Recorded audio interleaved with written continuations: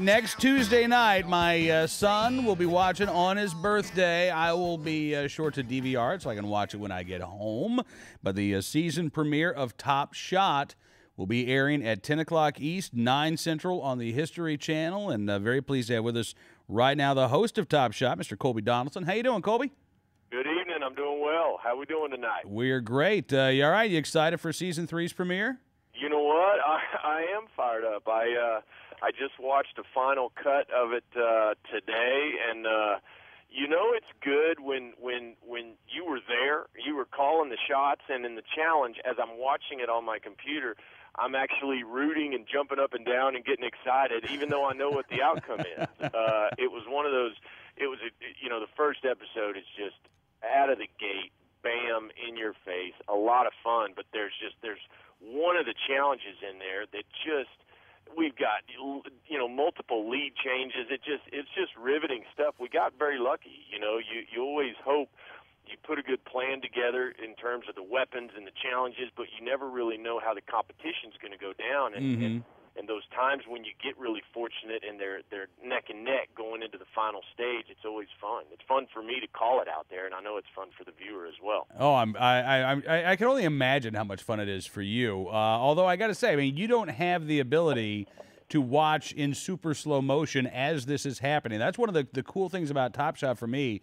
I think you guys have some of the best camera work, not just of any shooting related show on television, but really any show on television. Well, I appreciate the compliment, and I'll pass it along to the boys. It really, I agree. And to be a small army like we are, we obviously don't have the resources that a show on network TV has in terms of the size of our crew. We just have unbelievable talent when it comes to those guys. They know how to get the shot. We obviously have some unbelievable equipment in our high-speed cameras.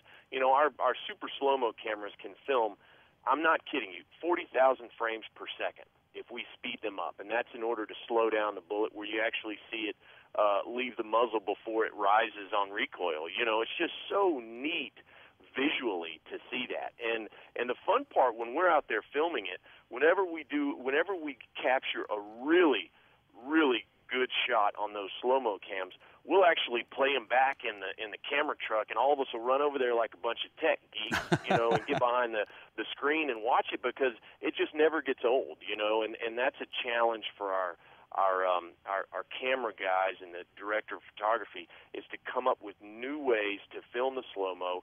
And I'll tell you this is huge for the viewer. For the first time this season on season 3, we actually have multiple what we call phantom cameras, which are the slow motion cameras. So we actually had the ability to train those slow-mo cameras on the marksman during the competition, but from a distance where you can actually see full body shots. So when they are using the Smith & Wesson 500 in the first challenge out of the gate, and that thing recoils, you see the muscles ripple in their arms trying to manage the recoil on that gun. And wow. It's unbelievable. So there's no mistaking that it is the marksman shooting the S&W 500 at the target downrange. You see all of it in one shot, super slow-mo, which we've never had the ability to do before. Oh, that is so cool. All right, so tell me a little bit about Season 3. Where did you guys film Season 3? You know what? We have a private ranch that we procured halfway through Season 1. So part of Season 1 was filmed there, and the tail end of it, and then all of Season 2 and 3. And then we're actually beginning, we're starting Season 4 tomorrow. So I'm at home studying all the stuff for tomorrow. But we've got a ranch about an hour north of L.A., a place called Agua Dulce, which looks like it could be the foothills of Montana or something like that, but it's actually not too far north of the craziness that is L.A., but it offers us a lot. It's a very large private ranch, so we can do our long-range sniper challenges, 1,000 yards plus, but it's also got enough different terrain that we can change it up and really take advantage of some of that to meet the needs of different types of weapons that we're using. Right. And now that you're in your third season, has it become tougher to come up with challenges to find different firearms to use? And you guys don't stick with just guns, obviously. Yeah. But Yeah, go ahead. Yeah, great question. And obviously, the challenge department, the guys and girls that create the challenges, they do have a tough task because you want to stay creative, but they also it's got to be doable, you know, and it's got to be something that's competitive, but where the shooters can actually complete it. As far as the weapons go, what's interesting is, you know, I'm a gun nut, so I love going back through history and really looking up some of the more obscure weapons and stuff like that. They're endless in terms of what we can use. But what we do, like for instance, Season 3 this season, we go back to the 50 caliber in a long-range shot. Not the same, not using the Barrett. We're using a bolt gun this time, totally different platform. But we're going back to the 50 caliber, only this time, instead of the 1,000-yard stationary target, we move the target in just a little bit, but oh, by the way, it's going to be moving. You know, so we up the ante every time, and that's what really I can always tell when I'm introducing the challenge. I can tell based on the competitor's reaction whether it's going to be a good challenge or not, because they get so fired up when I introduce the weapon, and then like in that sniper challenge when I let them know the target's going to be moving, because then it raises the bar. But they know, or at least those that are fully confident know, if the playing field's level, they're good to go. Yeah. You know, it's all right. If we're all shooting the same platform at the same distance, same size target, let's do it. I'm good to go, ready to rock. All right, so tell me about the cast this year. This is actually the first season where I don't know a single cast member ahead of time. So I'm going into this with a blank slate. I have no favorites. Yeah, well, and you're right. There aren't any big name professional shooters or anybody that's really nationally recognized that we had in this cast. You know, here's the reality. One point is, and I know I'm going to catch flack from all my boys that have competed on seasons 1 and 2. We have a shooter on season 3 that may be the best one we've ever had. And, really? and I'm not trying to promote the show. I'm telling you, this shooter surprised everybody, and it was across the board. And so it will be so fun if we get the chance in a couple of seasons to do an all-star season and put a bunch of these cocky guys back on the field together, because it will be interesting to see who comes out on top.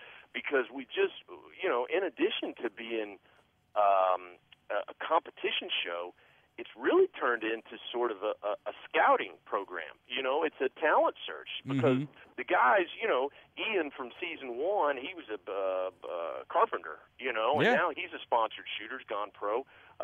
Same with Chris Reed, he's a sponsored shooter now. And so it's really become this sort of platform for these guys to showcase their talents, and a lot of them didn't come into it with aspirations to go pro, but that sometimes is the result from it, right. You know, which we're very proud of. And so season 3 is different. They weren't pros coming into it. I dare say there will be some pros after this season airs, because there's some solid talent. We knew they were good, but because the cool thing about Top Shot, and I'm sure it's this way for those that compete professionally, certainly those boys that are protecting us in the armed forces, performing under pressure is the key. Yeah. You know, I don't care how difficult the season is physically or mentally, what's going on in the house. These guys and girls have to be able to perform under pressure. And that's the difference between, you know, those that succeed on Top Shot and those that just come in with big pedigrees. I don't care what your accolades are, or what your trophies are on the wall and what you've done and accomplished.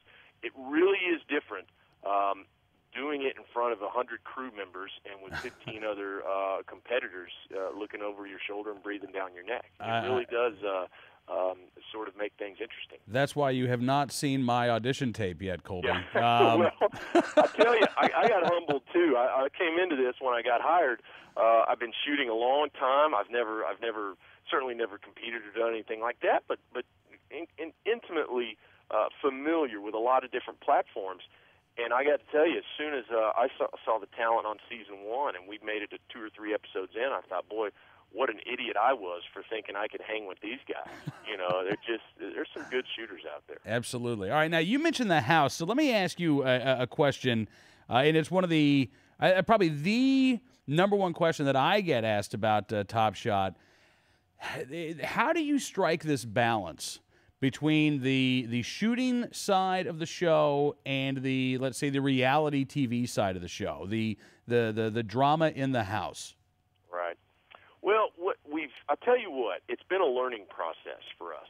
The guys in charge, in terms of our production company, they've been doing this a long time, so they get reality TV. The shooting show was a whole new thing to them, And what I'm most proud of, having been involved in Survivor and shows like that, Top Shot, at the end of the day, if you are the best shooter, that will be revealed. Because unlike Survivor and other shows like that, you can't be sent home by the jury. You can't be voted out. You can be sent to the elimination challenge, but if you shoot well there, you stay in the game. So you really have control of your own destiny. But what we found in the sort of the minutia of some of it throughout the first 2 seasons was that we don't, as a production, we don't need to mess with the drama. That's not what the show is about. We don't need to play up anything in the house or stir up anything. What's going to happen when you put a bunch of alphas in a house? They're not going to get along. I mean, and that's just plain and simple. Now, we don't have a ton of time on each episode to show all that. Right. One, because we don't want to. The viewers don't necessarily want to see that. And the show is about the marksmanship. And because we have 2 challenges plus nomination range, there's just not enough time in 42 minutes to show a ton of that. But Season 3 had a lot of built-in drama simply because of a couple of players who were really rubbing the rest of the cast wrong. Yeah. So it wasn't anything that we orchestrated or even need to throttle at all. It just played out, and all we were doing was sticking cameras on it. And again, the viewer's going to see some of it. It's going to be intriguing because it's an interesting dichotomy with shooters when they do well and you're sort of rooting for them because they're shooting well, but maybe they're not the nicest guys in the house, and you're trying to figure out which ones you really want to see victorious in this. And so it's sort of left up to the viewer. But we really don't have to, and certainly don't want to, push any of that stuff right. Because then it's not reality, And there's been talk from us about doing away with the house altogether. If we had a way to just contain these shooters, because what we can't have is for them to have contact with the outside world. It just wouldn't work if they were on email and phone calls and calling their family. We really do need them to be sequestered, and that's difficult if they're not in a contained environment. You couldn't do it at a hotel per se, right? And so so it's one of those challenges. But the neat thing too on Season 3, each year we've grown. We do have more resources now and more cameras available to us.